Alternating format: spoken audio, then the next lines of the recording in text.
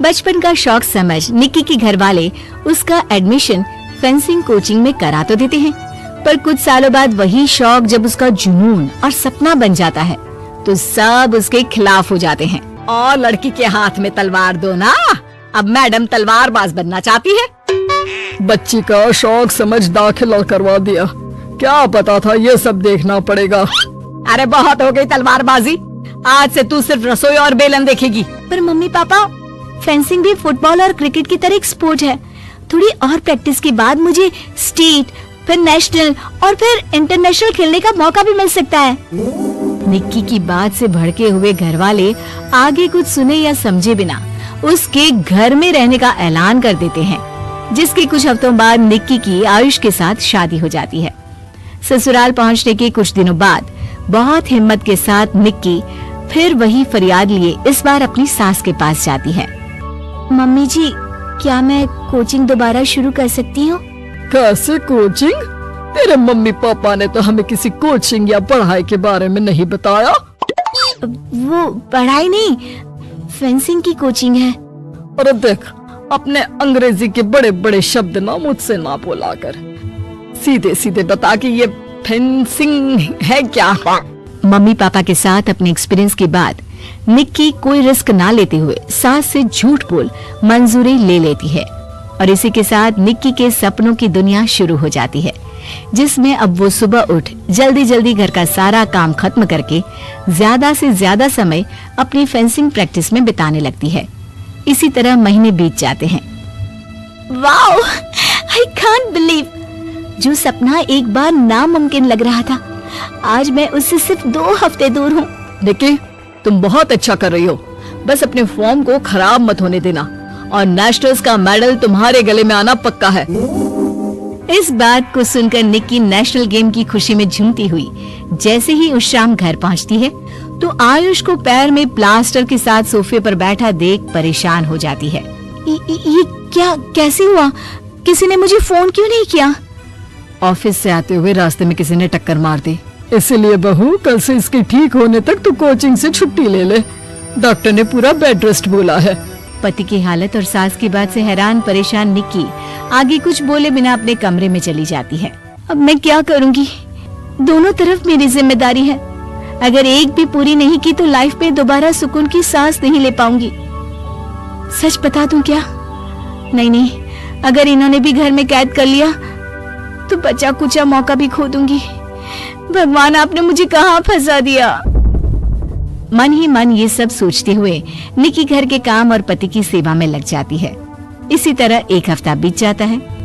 बहुत सोचने के बाद भी जब कोई दूसरा रास्ता नहीं दिखता तो निक्की सबको फेंसिंग की सच्चाई बताने का फैसला करती है और सास और पति के पास आती है। मम्मी, आयुष, मुझे आप दोनों से एक बात करनी है। तुम्हें भी मम्मी की तरह गैस हो गई है क्या? तू भी बूढ़ी औरत की मजाक उड़ा ले। एक दिन जब तेरे बच्चे तेरा मजाक उड़ाएंगे ना तो मैं भी उनके साथ बैठकर हंसूंगी। घर का ये हंसता खेलता माहौल देखकर निक्की आगे कुछ बोल ही नहीं पाती। तभी गोलियां चलने की आवाज सुनकर सब डर जाते हैं और कुछ आतंकवादी घर में घुसकर सबको बाहर निकाल देते हैं, जहां उनके एरिया के बाकी सब लोग भी इकट्ठा होते हैं। ये किसी भी तरह के होशियारी नहीं करेगा, हमें बस कुछ समय के लिए चुप रहने की जगह चाहिए, इसलिए अगर तमीज में रहोगे तो जिंदा बच जाओगे, और अगर मरने का ज्यादा मन हो तो अपना सीआईडी वाला दिमाग चला सकते हो। डर की वजह से कोई इसके आगे कुछ नहीं बोलता। कुछ घंटे इसी तरह आतंकवादियों की कैद में बैठे रहने के बाद निक्की की सास गुस्से में चिल्लाने लगती है। और तुम कल मुंहों को आम लोगों को परेशान करने के अलावा और कुछ नहीं आता क्या? मैं कहती हूँ, अरे एक एक को मेरी बद्दुआ लगेगी, कोई जिंदा नहीं बचेगा। ये अब क्या कर रही हो मम्मी? सॉरी, वो परेशान हो गई इसलिए कुछ भी बोल दिया। प्लीज इन्हें छोड़ दीजिए, आप कुछ नहीं बोलेंगी। अरे तू डरपोक की तरह इनसे माफी मांग रहा है, कुछ तो अपने पापा के गुण ले लेता। अगर आज वो यहाँ होते तो इतनी देर में सबका गला काट चुके होते। क्या मतलब? नहीं मम्मी, प्लीज दोबारा वही सब शुरू मत करना। आखिर कोई मुझे भी बताएगा कि बात क्या है? तेरे ससुर जी अपने समय के सबसे बेहतरीन और उम्दा तलवारबाज थे। कोई कितनी भी बड़ी बंदूक या कितने भी ज्यादा हथियारों के साथ उनके सामने क्यों ना आ जाए, सबको एक एक करके चित कर देते थे। वाह, ससुर जी और क्या क्या करते थे?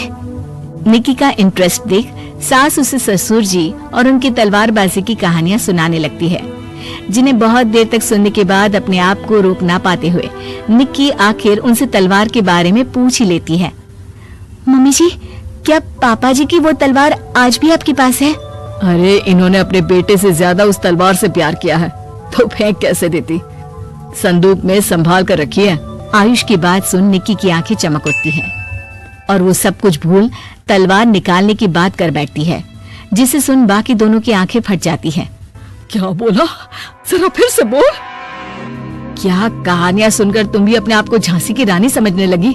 यही समझ लो कि तुमने झांसी की रानी के साथ ही शादी की है।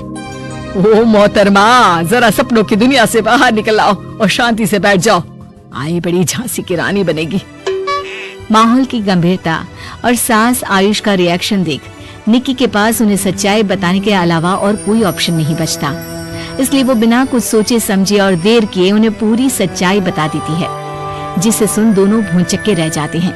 और इसी के साथ अगले हफ्ते मुझे नेशनल्स खेलने का भी मौका मिला है, भरोसा कीजिए मैं कर सकती हूँ। निक्की की बातों से अभी तक सदमे में बैठे आयुष और सास उनकी तबीयत खराब होने का बहाना बनाते हैं और दवाइयाँ लाने के बहाने घर के अंदर जाने की बात करते हैं, जिस पर एक आतंकवादी भी उनके साथ घर के अंदर जाता है। निक्की दवाइयाँ लेने के बाद बाथरूम का बहाना बनाकर सास के कमरे में पहुंच जाती है। अब क्या बाथरूम भी साथ चलोगे? यही कमरे में रुको। 5 मिनट में बाहर नहीं आई तो अंदर आकर सारी गालियाँ सिर में उतार दूंगा। निक्की बाथरूम के अंदर चली जाती है। अब क्या करूं? तलवार कैसे निकालूं? मुझे किसी भी तरह इससे छुटकारा पाना होगा। सोच निक्की, जल्दी कुछ सोच। कुछ देर परेशान बाथरूम में इधर से उधर घूमने के बाद निक्की की नजर फर्स्ट एड बॉक्स पर पड़ती है और वो तुरंत उसमें से कैंची निकालकर उसे छुपाते हुए चुपचाप बाहर निकल आती है।